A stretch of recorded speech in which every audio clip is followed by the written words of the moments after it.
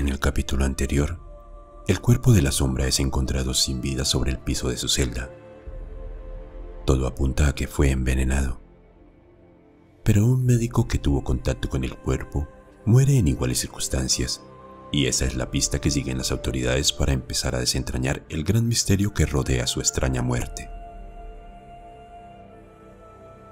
En la mañana del día siguiente, un grupo de 8 hombres expertos en el manejo de materiales y sustancias peligrosas, todos con trajes especiales que los cubrían de pies a cabeza,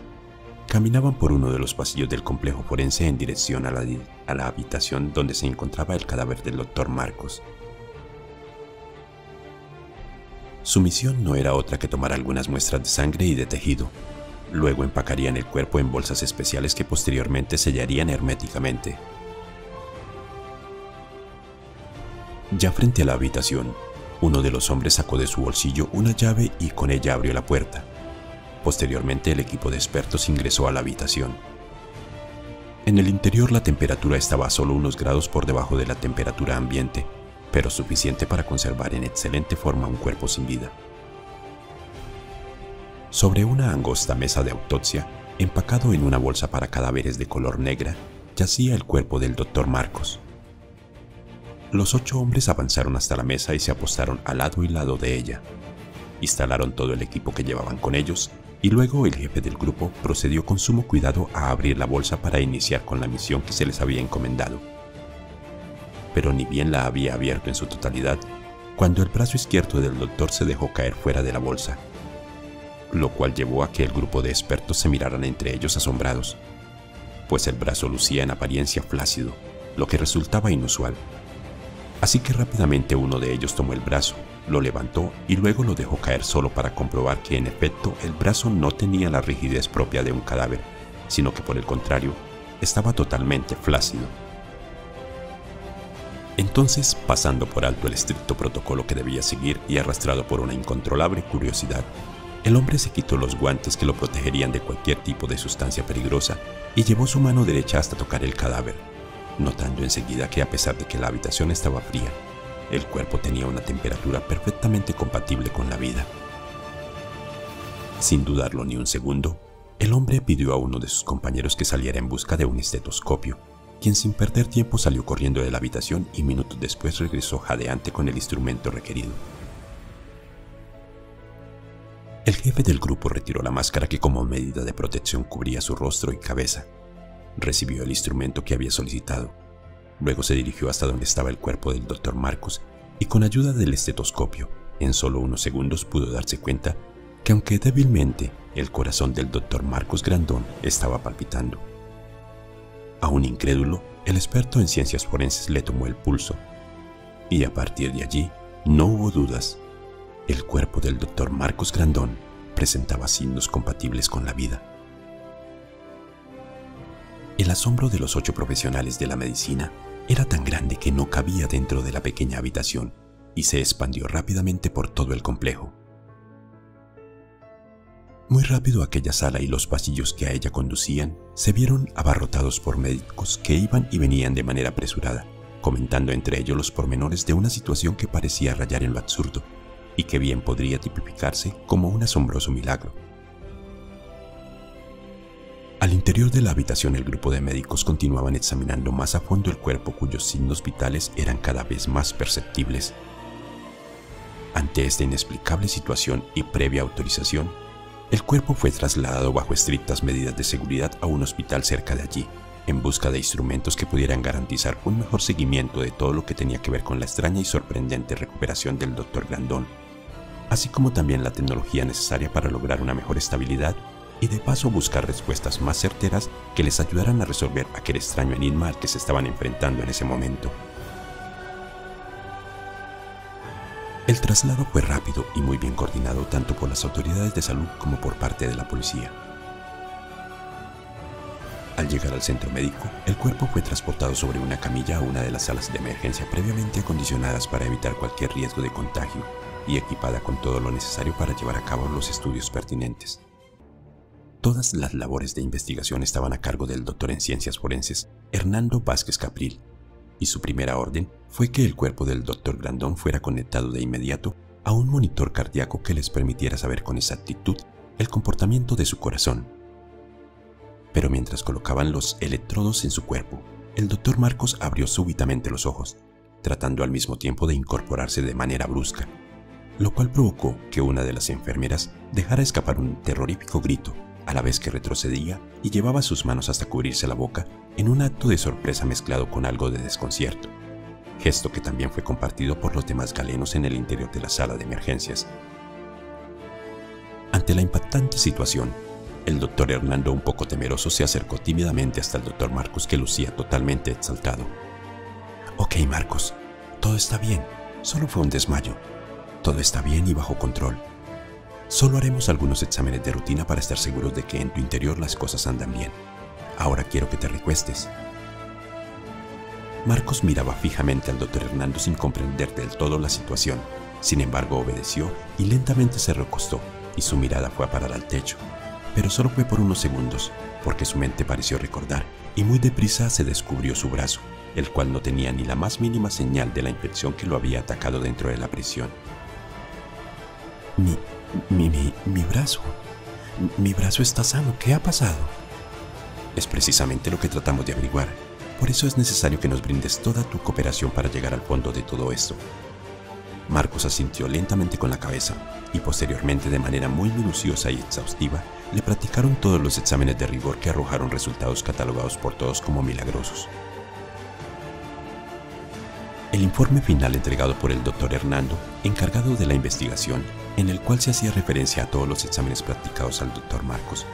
concluía con gran certeza que no se había encontrado en las muestras de sangre tomadas al doctor Landón ningún tipo de sustancia extraña o de composición desconocida que pudiera relacionarse o ser la causa de la situación tan anómala que indujo al paciente a un estado de coma profundo muy similar al de una persona fallecida. Y aparte de encontrarse en un principio un poco desorientado, no había ninguna otra anomalía en el paciente, y que por el contrario gozaba de excelentes reflejos, hablaba de forma coherente y sus condiciones físicas y mentales eran excepcionalmente propias de un hombre en buen estado de salud. El informe, que estaba debidamente firmado y con sellos del centro médico, tenía en la parte inferior izquierda una nota aparte que decía: en la fecha correspondiente y previo a la elaboración de este informe médico, mientras revisábamos el cuerpo de un hombre declarado como muerto el día anterior, mis compañeros de turno y yo hemos presenciado un extraño milagro de vida después de la muerte. Más rápido de lo esperado, la noticia del insólito hecho corrió por los pasillos del hospital, y fue de boca en boca que el rumor atrajo una estampida incontrolable de periodistas que a toda costa querían obtener para sus respectivos medios la primicia de tan importante acontecimiento. La posterior llegada de los familiares de Marcos, acompañados por varios funcionarios del gobierno, entre ellos Jairo Rincón, un hombre espigado de piel morena, bigote abundante pero escaso de pelo en su cabeza producto de una avanzada calvicie, quien tenía ojos pequeños e intrigantes y había sido designado por el gobierno para la engorrosa y nada agradable tarea de lidiar con los familiares del doctor y, por supuesto, con los medios de comunicación que lo acorralarían con toda clase de preguntas en busca de las respuestas necesarias para brindarle información de primera mano a una nación que aún no salía de su asombro por lo confuso de los hechos. La gran comitiva arribó en vehículos oficiales debidamente custodiados, lo cual causó un alboroto mayor, ya que los periodistas se abalanzaron a su encuentro, soltando todo un arsenal de preguntas que no tuvieron en ese momento respuestas, porque enseguida varios hombres que vestían pulcramente de traje negro, camisa blanca y corbata también negra, y que parecían ser los guardaespaldas de la numerosa comitiva, salieron a su encuentro e impidieron que los periodistas lograran su objetivo, y más bien, ante el acecho de los micrófonos y las cámaras, se abrieron paso a empujones hasta alcanzar la puerta de entrada del hospital. Allí, gracias a la ayuda de una enfermera, se dirigieron de inmediato a una habitación donde se encontraron con un repuesto y vigoroso Marcos. Llanto, abrazos y un sinnúmero de sentimientos afloraron en aquella habitación, y la madre de Marcos, quien horas antes lloraba amargamente la muerte de su hijo, alababa con ferviente devoción al Altísimo por regresarle a su hijo. Mientras el doctor Marcos Grandón se reunía con su familia, a pocos metros de allí, en un pequeño consultorio, Jairo Rincón también lo hacía con el médico forense Hernando Vázquez Capril, para ponerse al corriente de lo sucedido. Luego, gracias a la colaboración del director del centro médico, se logró acondicionar un pequeño salón donde un poco más tarde, en nombre del gobierno, Jairo Rincón se presentó ante los medios de comunicación para informar sobre los hechos. Sin embargo, fue cauto al señalar que todo lo sucedido obedeció no a un milagro, sino a una extraña y anómala situación provocada por una sustancia hasta ese momento desconocida y cuyos efectos aún estaban bajo estudio por un grupo de expertos. Fue entonces que entre los periodistas, uno que lucía una barba de 3 días de apariencia descuidada pero joven, quien vestía un abrigo de color beige y un fino sombrero al estilo Gardel de color gris y una banda negra a su alrededor, se levantó de su silla y con su mano en alto solicitó el uso de la palabra. Cuando ésta le fue concedida, se pronunció diciendo: «Don Jairo, soy Eber Pérez Maecha, del periódico El Bogotano. Basándome en lo que usted nos ha contado acerca de lo que esta extraña sustancia, como usted mismo la ha llamado, le causó al doctor Marcos, se me ocurre la descabellada idea de preguntarle lo siguiente. ¿Cree usted que exista, aunque sea remota, una posibilidad de que dicha sustancia, cuyos efectos parecen causar un estado de muerte aparente, haya sido utilizada por la sombra para fingir una muerte muy al estilo de Romeo y Julieta, para de esa forma burlar cualquier medida de seguridad y escapar una vez desaparecieran los efectos de la sustancia? Por un momento hubo un silencio sepulcral en aquel recinto, hasta que Jairo irrumpió diciendo: «Aunque muy bien elaborada su teoría, no deja de ser una gran fantasía, y dudo mucho de que un hombre solo, ciego y además mudo pudiera llevar a cabo un plan tan brillante, y de ser así, el pobre desgraciado ha de haber muerto de frustración al no poder salir de su tumba y no de asfixia por la cantidad de tierra que le pusimos encima». El comentario final, que Jairo acompañó con una notable sonrisa casi sarcástica y en tono de burla, provocó risas entre los mismos colegas de Eber, quien no se quedó callado y replicó: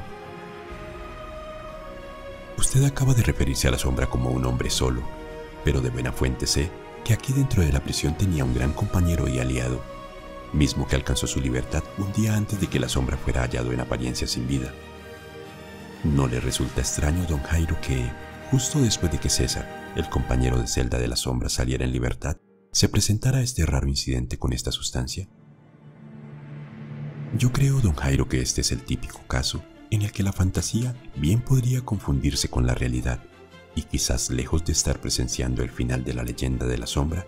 tan solo estemos siendo testigos de su verdadero comienzo», sentenció Eber, pero al terminar ya no hubo burlas, y por el contrario sus palabras habían sembrado una gran duda que ya se podía apreciar en el rostro de cada uno de los presentes. Tanto así que un hombre que vestía un fino y elegante traje de color negro, que combinaba perfectamente con su corbata de color azul cielo, con tenues rayas blancas verticales, y que venía acompañando la comitiva gubernamental, se levantó de su silla y, sin mediar palabra alguna, abandonó la sala muy deprisa. Eber Pérez, el periodista del sombrero gris, también se las arregló para abandonar la sala sin llamar la atención y se precipitó por el pasillo siguiendo muy de cerca al hombre de traje gris, que pronto alcanzó la calle. En las afueras del centro médico, el misterioso hombre abordó uno de los vehículos oficiales de color negro y a gran velocidad se dirigió hacia el norte.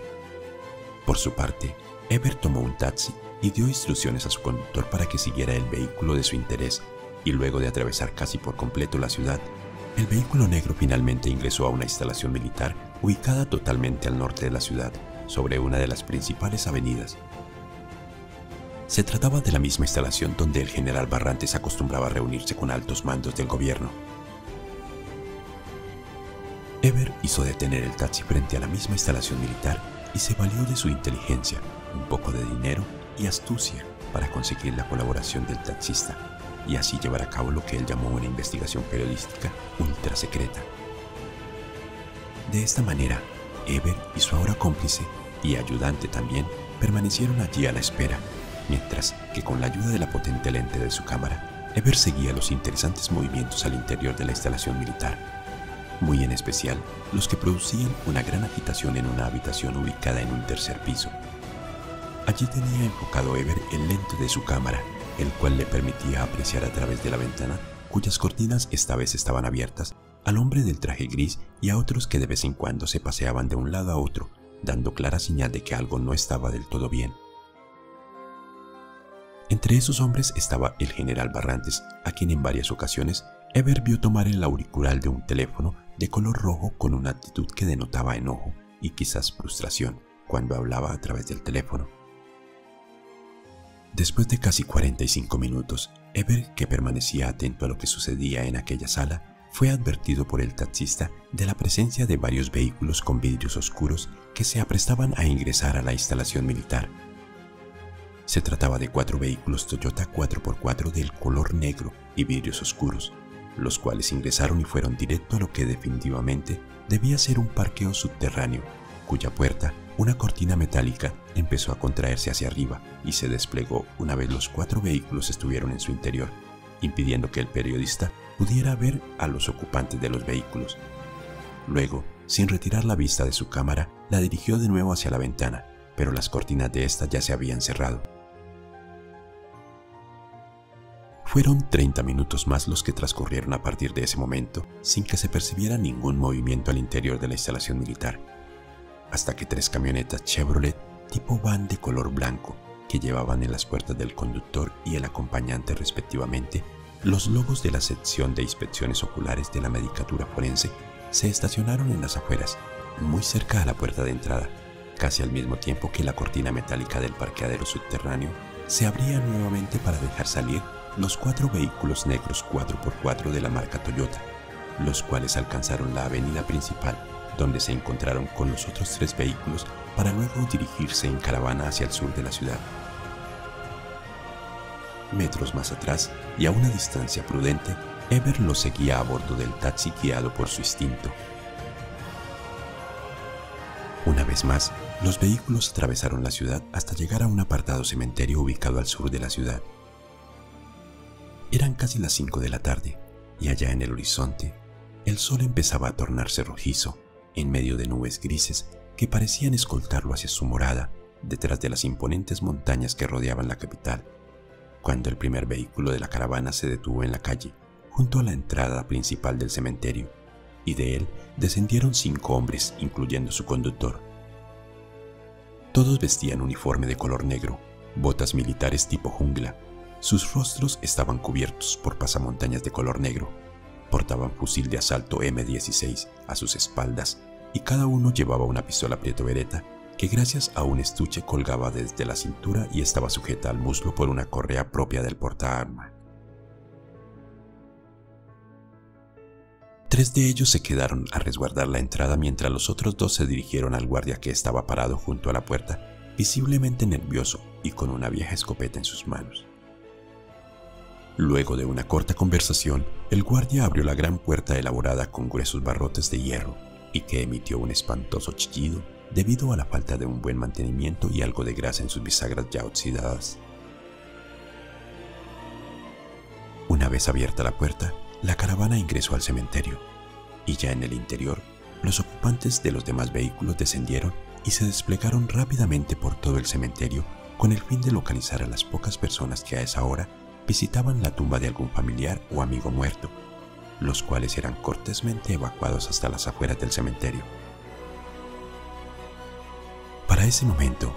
Ever ya había abandonado el taxi y con gran velocidad corrió por la calle con su cámara colgando de su cuello,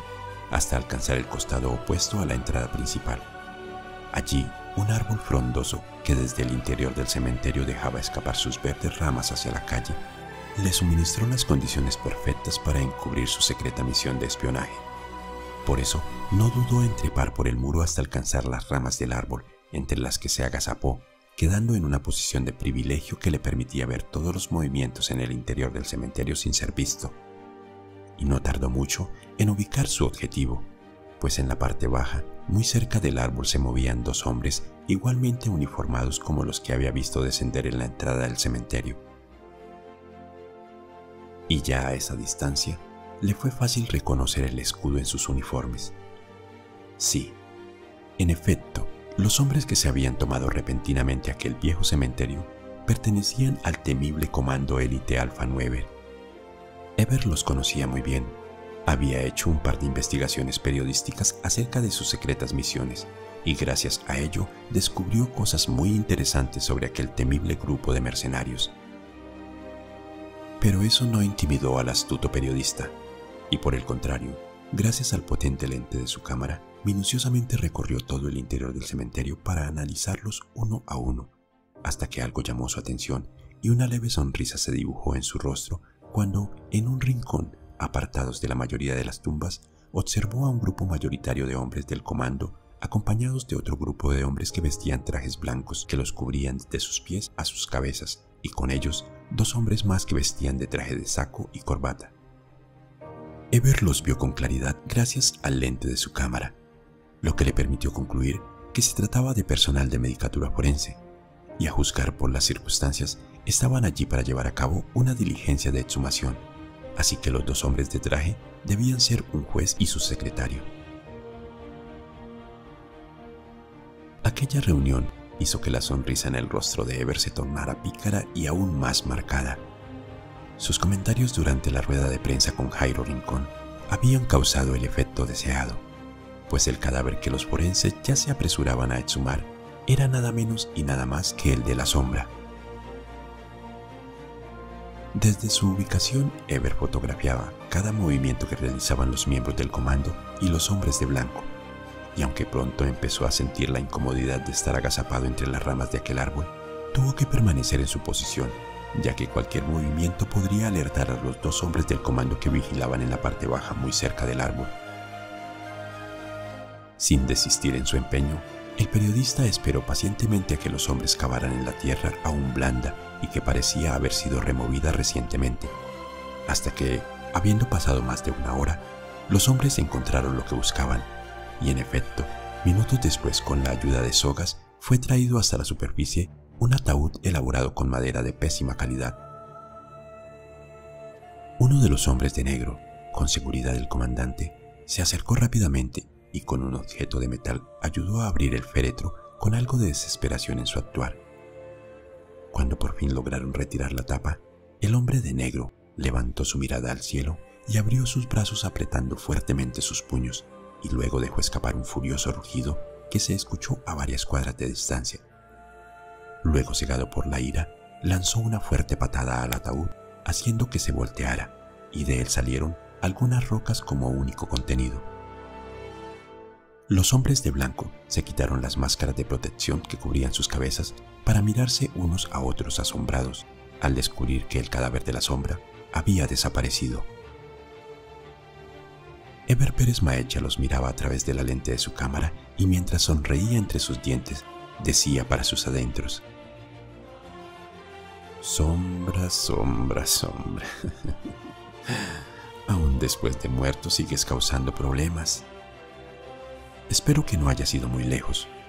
porque quiero que tú mismo me cuentes la historia de tu apasionante leyenda. Luego, Ever tomó un par de fotografías más y sin ser visto, bajó del árbol, saltó el muro del cementerio y se alejó rápidamente de allí en el mismo taxi en que minutos antes había llegado. En el próximo episodio, al darse cuenta de que han sido burlados, las autoridades triplican la recompensa por la cabeza de la Sombra, y una vez más, liderada por Tyson y sus hombres, se desata una feroz cacería para dar con su paradero y los posibles cómplices de su fuga. Si te ha gustado este video, regálame un like, suscríbete si aún no lo has hecho y no olvides activar la campanita de notificaciones. De esa manera sabrás cuándo se publicará el siguiente capítulo. Como siempre, gracias por su visita al canal. Hasta pronto.